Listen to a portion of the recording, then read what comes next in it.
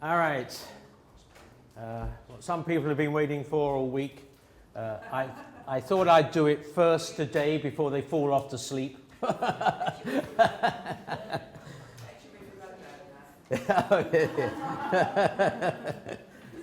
like it. I like it.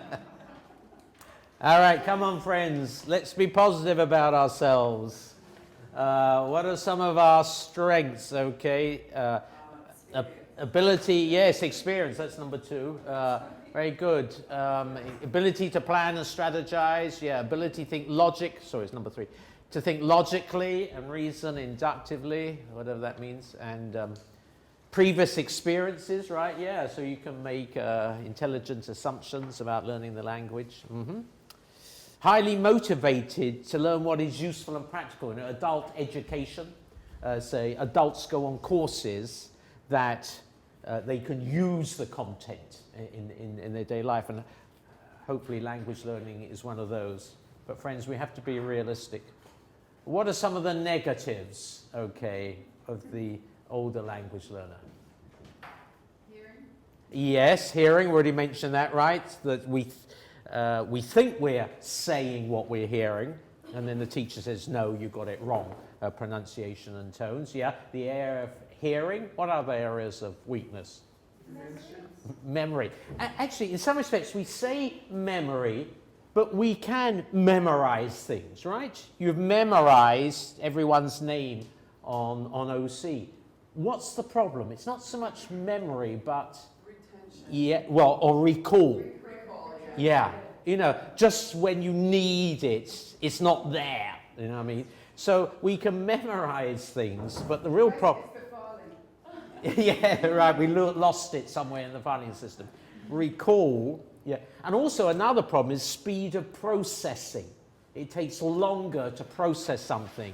The 20-something person in the next classroom, or even worse, in the same class, and they've got it, where the older person. So in that area of memory loss, not so much we can't memorize, but recall is slower, speed of processing is slower. What might be another area of problem for the older person? Concentration. Oh, I see, yeah, concentration, right. Lack of confidence. Yes, I think the whole area of confidence, self-worth, and therefore speaking doubts to themselves. I could be doing something if it wasn't for this language. Or in the past, I know that if I put in this much effort, I get that much out and results. And it's important for me to be producing. Yeah? Taking what you have up on the board there Uh-huh. and turning some of those things around. Some of my intelligent assumptions may be incorrect. Oh, okay. Mm-hmm. Also, the next one, highly motivated to learn what is useful and practical. Therefore, I'm not going to take the time to learn what I consider to be unuseful and impractical. Right. And again, that's an opinion that I have. Yes. So those could be weaknesses. Yes, especially on the second one, and it's not just the older people. People have said to me, oh, I pick out from this lesson the words I think are useful and ignore the others. I think that's terribly dangerous. I think that's terribly dangerous. Yeah. People who have been competent, able, successful, and have liked the fact that they've been successful and have liked the applause that they get from that, and then no one's clapping anymore. That's really hard. But as I say again, what I think the older language learner has, we're not going to put an age on it. The older language learner is all day long they're sending negative messages to themselves. They're sending negative. It's about time the mission realized that to ask people like me to have to learn this language, why don't blah, blah, blah, and that sort of thing. Spend a lot of time eating away at their self-confidence, as someone said. All right, come on, let's be positive. How do you compensate for your decline in hearing and memory, as well as the daily attacks on your self-esteem? Here we go. Find out more about yourself, so that's why you came on OC. I think this is very important. Individualize the learning program, firstly by hiring a personal tutor. Avoid classes. I remember once, I think I was in Xi'an, and this person said to me, she was really depressed, she said, every day when I walk home from school, I say to myself, you were bottom of the class yet again, you know? I said, well, that's easy to solve. You see, you have a personal tutor. Then when you walk home from school, what do you say to yourself? I was top of the class. The feeling's different. You see what I mean? And that's what she did. Yeah. Any more than just you? Well, two, maximum of 2 students. Seriously, the problem is for they need, if we put the rest on, well, the course content. When it's one-on-one, you're more in control of the content. You see, the problem for David is that he will be going to a school where the teachers or the school will decide which textbook he's going to study. But it might not be the one most suitable for him. You see, that's the problem. We're out of control when we're in classes, okay? Taught at a pace you can handle. Again, the problem with classes, especially in China, is the teacher says, you have to complete teaching this book. Sorry, the school says to the teacher, you have to complete teaching this book this semester. And what happens often with the older learner is they begin to feel they're drowning. Here comes yet another 40 new words, and I don't think I've got the others yet. And the drowning feeling is never very nice. Okay? Sorry. And so actually, I'd almost say just keep away from any class, whether it's 2 or 3 or 4. One-on-one, then you can go at your pace, you can tell the teacher what you want to learn, and she can cooperate with you. I think this is very, very important. What about with refresher? Yes, I'm concerned more for those in the early stages. In fact, almost the whole of what I'm trying to share on OC is more for those in the early stages. I think with a refresher, you also need one-on-one because you have specific needs which you're clear about, and there'll be no one who could really quite fit into your class according to your present level of ability and what you need. So I think with refresher courses, yeah, you definitely need it one-on-one. Yeah. Learning strategies, try out different things and find what works well for you. And because of the weaker auditory, use visual, use hands-on, tactile, much more. But there's something now I want to say, which I think is very important. Okay. Topics. First cover those topics that you most frequently talk about. And I think there are 4. Introducing yourself, okay, buying things, ordering food in a restaurant, and giving and asking directions. That's what we do most of our time in the early days.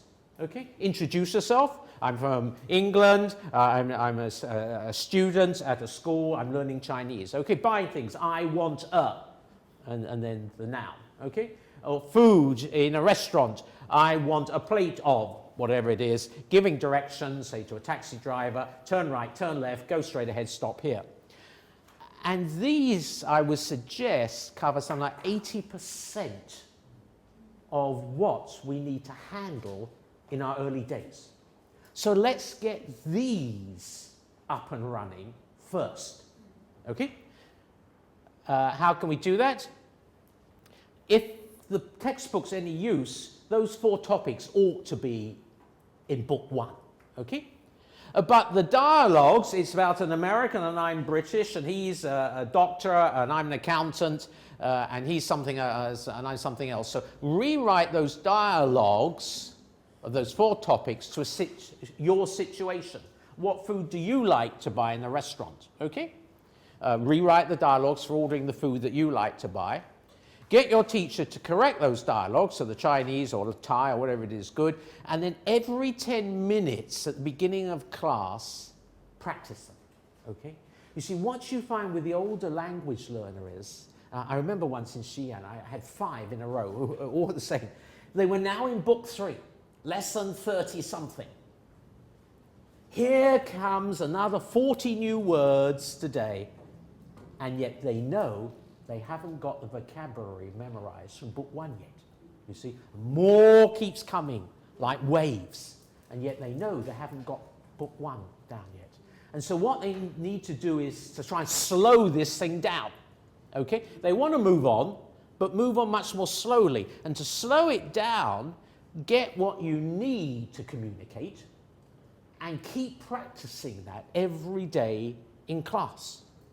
Especially if you have 2 or 3 teachers each day at different hours, you can go over the same thing with your teacher every day. Okay? And in this way, you're going to get a greater measure of self-confidence. All right? So moving on slowly, but get these confident, and then gradually add more things to your sort of repertoire, maybe traveling, maybe sports, maybe learning the language, that sort of vocabulary that you need.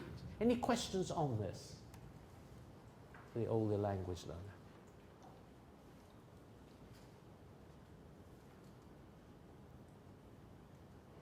Okay? So get what you need. I remember those people in Xi'an, I said to 3 of them, I said, why don't you go back to book 1, lesson 1, and start all over again? And they said, can I?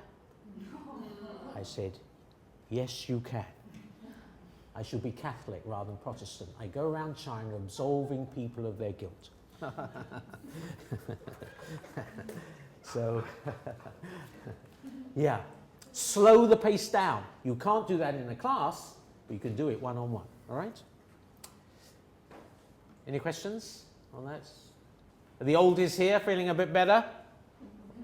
Still awake? Mm-hmm. Good. I just want to throw out one more thing, which is partly related to this, but to those, I've already said this before, and I just want to review it in just a couple of minutes. Those whose listening comprehension is weak for some reason. What you need to do is 3 things. You need input at I+1,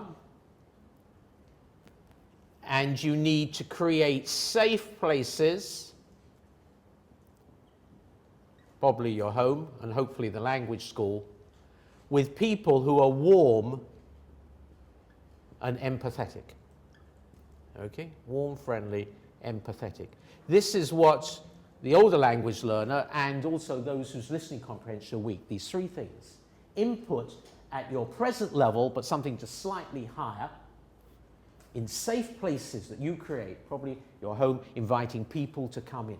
Okay? That's going to give you opportunities to practice and get fluent on these things. Okay? Okay with that? Just wanted to throw that one in.